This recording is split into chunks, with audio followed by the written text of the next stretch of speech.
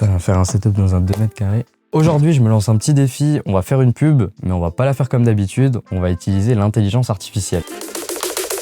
Matego, c'est fait pour être partagé. On va utiliser deux intelligences artificielles. Nano Banana, c'est une IA qui est développée par Google et qui va permettre de générer des images et de façon très propre. Et VO3, c'est une IA générative qui va permettre de passer d'un texte à une vidéo ou alors d'images accompagnées de texte à une vidéo, mais ça marche vraiment super bien. Et d'ailleurs, il y a un point commun avec ces deux IA, c'est qu'elles sont tous les deux dispo sur Artlist. Donc Artlist, si vous connaissez pas, de base, c'est une plateforme de licence de musique et SFX, mais qui s'est agrandie avec plein de choses. Donc par exemple, l'IA, que ce soit pour de la voix off, de la vidéo, de l'image, mais vous avez également des templates, des LUT, etc. J'en passe. C'est vraiment un must-have si vous faites des vidéos sur internet ou que vous êtes vidéaste. Donc si jamais vous avez envie de passer à un cap supérieur sur vos contenus, n'hésitez pas, j'ai un lien en description, il vous permettra d'avoir 2 mois sur un abonnement d'1 an. Et en plus, ça soutient la chaîne. Et donc forcément, pour une pub, il faut un produit. Et pour tester tout ça, j'ai choisi Matego. Matego, c'est une boisson qui vient de Mulhouse, donc de chez moi. C'est une marque locale créée par 2 jeunes fondateurs, on a Louis et Mehdi. Le but, il est très simple, ils ont créé une boisson saine, énergisante et naturelle. Alors qu'est-ce que c'est Matego? C'est tout simple, c'est du maté en canette. Donc on va avoir le goût maté, gingembre, yuzu, sureau. Et on va avoir le goût maté mangue passion. Alors je trouve que c'est vraiment une bonne initiative, c'est pour ça que je les soutiens aujourd'hui avec cette vidéo. Du coup, n'hésitez pas, je suis pas de commission, mais... Donc le but de tout ça, c'est voir si avec des plans IA, on peut faire quelque chose de très qualitatif. Est-ce que ça va être stylé? Est-ce que ça va un peu tiquer? Eh ben j'en ai aucune idée. J'ai fait des petits tests, ça a l'air assez prometteur, surtout que là on est au début. Alors franchement, j'ai vraiment hâte de voir. Ce qu'on va faire, c'est déjà réfléchir à l'idée. Donc j'ai déjà fait une petite storyboard qui peut être assez sympa. Ensuite, ce qu'on va faire, c'est les plans packshot, parce que forcément il y en aura. Des plans qu'on va tourner nous réellement. Et enfin, on va pouvoir aller dans Artlist. Et puis, c'est parti hein. Hop, c'est parti au travail. C'est parti. Alors déjà, il faut avoir l'idée. C'est pour ça que j'ai commencé à faire une storyboard. Donc une storyboard, c'est la préface de votre vidéo. C'est là où vous allez dessiner des petits carrés avec ce qu'il y avait à peu près dedans. Je sais pas dessiner. Là, mais je le dis, je sais pas dessiner. Donc soyez compréhensibles. On va voir ce qu'on va faire avec. Je garantis rien. On va commencer tout simplement avec un plan. Donc là, ça va être un gros plan de quelqu'un qui ouvre la canette. Ensuite, on va venir plonger dans la canette. Donc là, on va voir, je sais pas si je fais une transition avec un masque, si j'utilise de l'IA. On verra ça. Donc on plonge dans la canette, on arrive dans un univers, voilà, un univers qui est pas réel, quelque chose du coup généré par IA, quelque chose avec les ingrédients qui se baladent. Ensuite, on sort de la canette en même temps qu'on tourne. Ensuite, ce qu'on va faire, c'est qu'on va de nouveau utiliser l'intelligence artificielle. Ce qu'on va faire, c'est qu'on va prendre la canette, on va la prendre en photo et on va l'intégrer dans plusieurs décors. Par exemple, poser sur une table dans une salle de classe avec des élèves en fond, poser sur un banc de musculation avec justement une salle de musculation en arrière, posé sur un bureau alors qu'il y a des gens qui travaillent à l'arrière, dans un parc et dans une boîte de nuit. Donc ce que j'imaginais pour le premier plan packshot, c'est d'avoir des canettes qui tournent en fond, donc plusieurs canettes, une armée de canettes à l'arrière. Il y a une des canettes qui va en même temps qu'elle tourne légèrement et qui va pivoter, venir vers l'écran, sortir carrément des barres noires. Ça c'est un effet que par exemple Stéphane Couchot a beaucoup utilisé dans ses vidéos, je suis fan, je voulais vraiment tester. Donc je me suis dit, tu sais quoi, c'est l'occasion. À un moment, quand elle sera en haut, je vais voir pour peut-être faire un switch, donc passer de la canette verte à la canette orange. Ensuite, packshot final assez basique. Ce qu'on va faire, c'est qu'on va avoir les deux canettes. Donc je pense qu'il y aura une canette qui va passer comme ça. Et après, on va avoir les ingrédients qui sont notés juste ici. On va avoir les ingrédients qui vont sortir de côté, pareil. Et à la fin, le logo Matego, tout sobre, comme ça, qui switchera de couleur orange à vert, puis ensuite à noir, pour rappeler justement encore les couleurs des canettes. Ah oui, petite précision aussi, c'est que on va faire un format horizontal, mais on va aussi le décliner en format vertical. Enfin bref, on a beaucoup de choses à voir, ça va être vraiment cool. Franchement, j'ai hâte de commencer ce petit projet. Puis, vu que j'ai hâte, autant faire ça tout de suite, quoi. Donc voilà, on se retrouve pour la partie packshot. Le truc, ça va être super simple. On va venir faire tourner les canettes, mais il faut pas qu'on ait de fond à l'arrière, puisqu'on va faire passer des trucs derrière la canette, etc.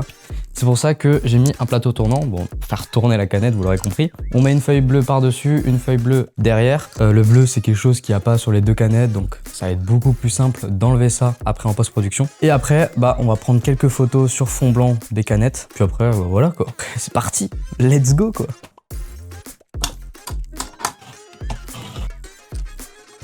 Ok, donc là, on est à peu près bon. Donc c'est parti, on fait quelques tours et puis ça sera bon. Bon, j'ai dit que c'était bon, mais pas vraiment parce que j'ai quand même dû refaire ces plans de canettes.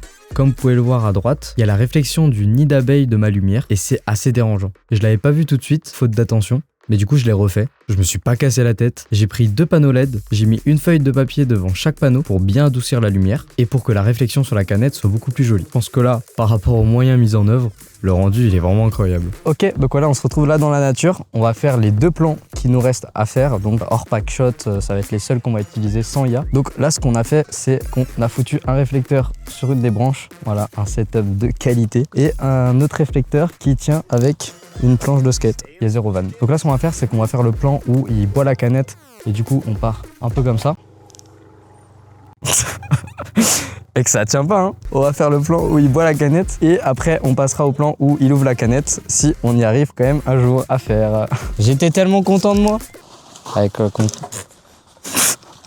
on va tenter, hein. Voilà, le setup il est fait. On va pouvoir tenter. Tu fais comme si tu bois. Tout ça? Ouais. Okay. Moi je pars et je fais ça. Et c'est tout.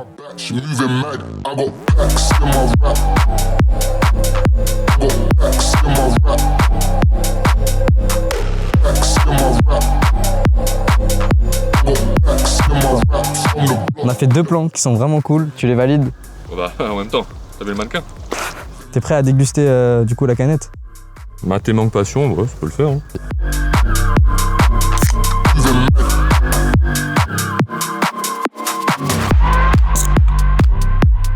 Vas-y, goûte. C'est pas dégueu. C'est... Oh, ça pourrait passer, mais frais. Là, c'est chaud. Oui, normalement il faut le boire frais. Ah bah voilà, faites ça. Désolé Mehdi, je sais que tu vas voir cette vidéo. Tu m'as dit le boire frais, là il n'y avait pas le temps. Mais... Y'a pas le temps, ça fait 2 jours que tu m'en parles mec. Pas foutu de les mettre au frais. Je les ai récupérés juste avant. Non, en vrai je pense frais ça. En frais, ouais. Bon. En frais, ouais. Mm. Mais là c'est un peu chaud, c'est pas... Ouais. Frais, ouais, carrément. Ok, vas-y. Ah, je préfère l'autre. Tu préfères l'autre? Ah ouais? Ah, carrément. Non, toi tu kiffes. Oh. Non, moi j'aime bien. Ah non, mais c'est... C'est le gingembre. Ah, c'est Le peut-être... gingembre, Ah, c'est c'est ça. fort. C'est ça. Je pense que c'est le gingembre. Ouais. Mais frais, ça doit être vraiment bon par contre. Ouais, je préfère l'autre. Mais pas mal. Ah, moi j'aime bien. Mais écoute, vas-y. Du coup, pour le tournage, on a 3 types de plans à faire. Le premier, c'est ce qu'on va filmer nous-mêmes en extérieur à la caméra. Donc ça, c'est ce qu'on vient de faire. Le deuxième, c'est les plans pack shot. Ça aussi, c'est ce qu'on vient de faire. Et le troisième, c'est les vidéos IA. Ça, je viens de les faire. On va voir comment j'ai procédé. Mais grosso modo, c'était un mélange de Nano Banana, de Photoshop et de VO3. Alors ça a l'air super compliqué, mais en vrai, c'est super simple. Avec un prompt, on génère la première image de notre vidéo avec Nano Banana. On va toujours pouvoir le modifier avec Photoshop pour avoir le meilleur rendu. Et ensuite, on glisse tout ça dans VO3 avec un petit prompt.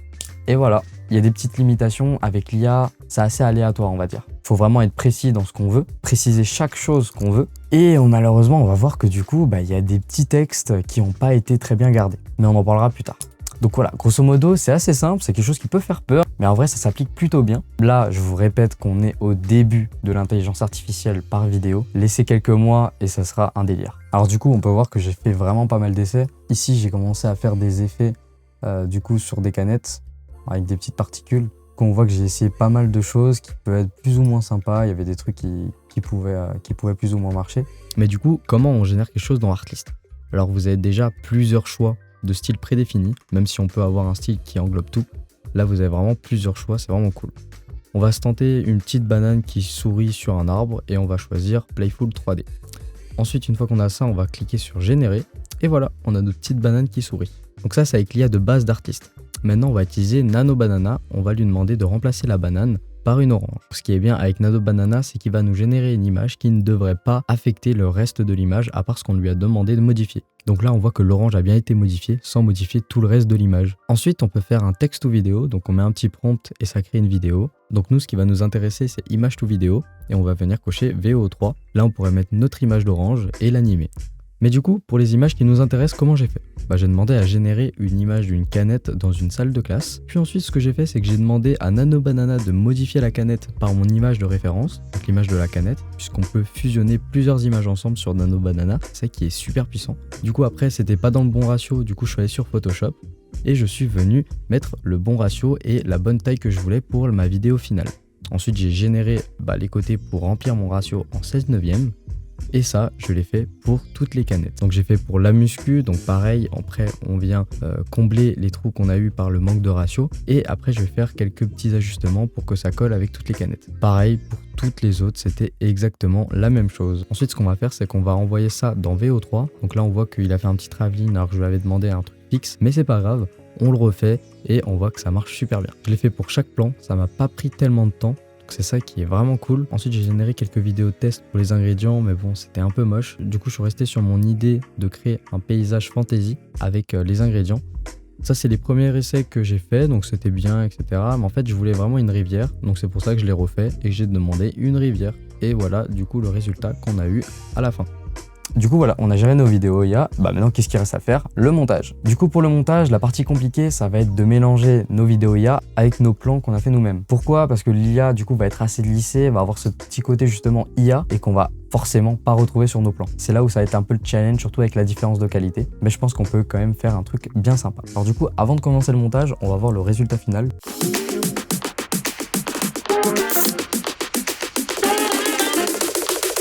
Matego, c'est fait pour être partagé.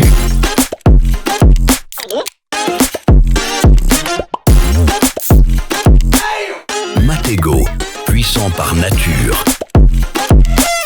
Donc voilà, j'espère vraiment que la pub et sa déclinaison en verticale vous aura plu. Moi j'ai pris beaucoup de plaisir à la faire. Je trouve que le résultat il est vraiment très propre, je suis assez content de moi. Et du coup on va voir comment j'ai fait. Ensuite pour le montage c'est tout simple. Le premier plan c'est une template Artlist. Donc n'hésitez pas à vous abonner avec le lien en description. Ça vous permettra d'avoir des milliers de templates à utiliser pour vos projets pour être beaucoup plus quali, beaucoup plus efficace. Et d'avoir tous les trucs à côté, donc licence de musique, TSFX, les IA comme on a vu, etc. J'en passe, il y a vraiment beaucoup de choses. Franchement c'est vraiment un must-have à avoir pour un vidéaste ou un créateur de contenu. Ensuite ce que j'ai fait c'est que j'ai tout simplement fait un zoom in dans la canette pour atterrir avec un petit masquage un peu dégueulasse si on le regarde comme ça, pour atterrir dans le monde de fantasy qu'on a eu. J'enchaîne du coup les deux autres plans qu'on a fait avec Max. Donc là j'ai rajouté un petit texte. Donc pour cet effet là, comment j'ai fait, j'ai mis mon image de base, j'ai rajouté un texte plein par-dessus, j'ai fait une petite rotoscopie dans After Effects que j'ai mis par-dessus et ensuite j'ai mis encore par-dessus le même texte mais avec les contours. Ensuite bon là j'ai pris les vidéos, j'ai mis quelques frames par vidéo pour avoir ce petit effet un peu match cut sur chaque plan. Ensuite, j'ai décidé de les mettre un peu plus longtemps pour qu'on puisse quand même apprécier, parce que de base, c'est quand même une vidéo sur l'IA, qu'on puisse un peu plus les apprécier. Ensuite, pour cet effet qui, je pense, est le plus beau plan que j'ai fait dans la vidéo, il faut savoir que j'aime beaucoup les barres noires. C'est quelque chose que j'aime beaucoup et je trouve que ça donne un effet qui est vraiment trop cool. Donc, ce que j'ai fait, c'est que j'ai décalé mes barres noires, mais pour les mettre en dessous. Ce que j'ai d'abord fait, c'est animer ma canette. Du coup, pour ça, c'est assez simple, hein. J'ai fait tourner ma canette sur un plateau tournant. Je l'ai rotoscopé avec After Effects. Je l'ai exporté avec un fond bleu. Tout ce que j'ai eu à faire, c'est d'enlever le fond bleu. Du coup, c'est super simple vu que c'est un fond uni et qu'il n'y a pas de couleur bleue dans l'image. Donc, ce que j'ai fait, c'est que j'ai fait une petite animation en changeant l'échelle et la rotation. Sachant qu'en plus, elle tournait sur elle-même, ça rajoute encore plus cet effet de mouvement. Et après, j'ai exactement fait pareil avec la canette orange. Ensuite, j'ai mis ça bout à bout. Et du coup, le cut se voit quasi pas. On voit juste du coup le changement de couleur. Du coup, ce qu'on a fait là, j'ai tout simplement mis au-dessus des bandes noires. Au moment où ça zoome, pour avoir du coup cet effet de zoom qui se passe, j'ai augmenté les bandes noires. Comme ça, elle passe encore plus dessus, l'effet est encore plus amplifié. On voit quand même que là, l'effet pourrait déjà être terminé ici. Il est déjà super clean. Voilà, ça passe quand même super bien, je trouve. Mais ce que j'ai voulu rajouter, c'est quelque chose pour faire un peu de profondeur. Du coup, j'ai pris exactement la même canette qui tourne sur elle-même. C'est le même plan. Là. Donc comment j'ai fait? J'ai fait que des séquences imbriquées, séquences imbriquées, séquences imbriquées, pour au final avoir une seule qui est de base comme ça. Et ça nous donne cet effet-là. J'ai fait exactement pareil avec la canette orange. Et puis comme avant, le switch se fait tout seul. Pour donner encore plus cet effet de profondeur, quand la canette va venir zoomer, pour avoir cet effet justement, j'ai voulu flouter du coup les canettes en arrière-plan. Ça fait beaucoup de fois que je dis canette, c'est fou ça.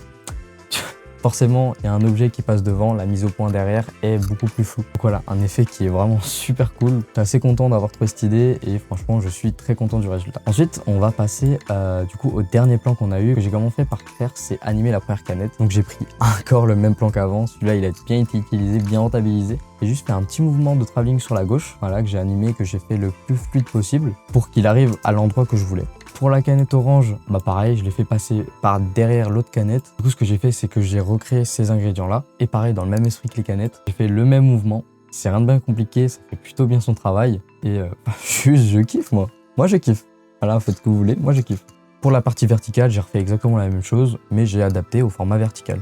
En conclusion, est-ce que l'IA peut être intégrée dans nos productions vidéo? Alors tout à fait, je pense que ça peut plutôt bien passer. Et comme je l'ai dit avant, dans quelques mois, ça sera stratosphérique. Mais du coup, on note quand même les limites de l'IA actuellement, parce que dans quelques mois, si je refais une vidéo, je pense que ça sera totalement différent, a quand même des petites limitations. Comme on l'a vu, par exemple, avec le premier plan, même si on l'upscale en 4K, il y a toujours ce côté lissé, ce côté IA qui est pas vraiment descriptible. Si on prend les deuxièmes plans qu'on a fait avec l'IA, donc la canette avec le décor qui change, là aussi on va noter des petits défauts, donc les petits textes qui ont été pas très bien gardés par l'IA. Par contre, j'étais assez surpris. Au niveau de la canette, on a eu le Matego qui a été super bien gardé. Également les petites fioritures qui sont autour de la canette, pareil. Il y a eu sur les petits textes qu'il y a sur la canette qui n'ont pas été bien gardés, mais franchement, c'était plutôt clean. J'étais assez surpris parce que je m'attendais vraiment pas à un rendu comme ça. Sachant que là, on chipote, mais si on avait poussé plus loin, j'aurais pu, vu que c'est des plans fixes, intégrer une photo d'une canette, essayer de bien le matcher avec le plan, et là, on aurait vu que du feu. Donc comme dit, c'est pour ça que je dis que c'est un outil qui est très pratique. Là, on a pu générer des plans assez clean, avec un bon éclairage sur la canette, dans une salle de classe avec des élèves, dans une salle de musculation, etc. C'est des trucs qui auraient pris un temps monstre, des autorisations, et j'en passe. Là, on l'a fait en 2 secondes,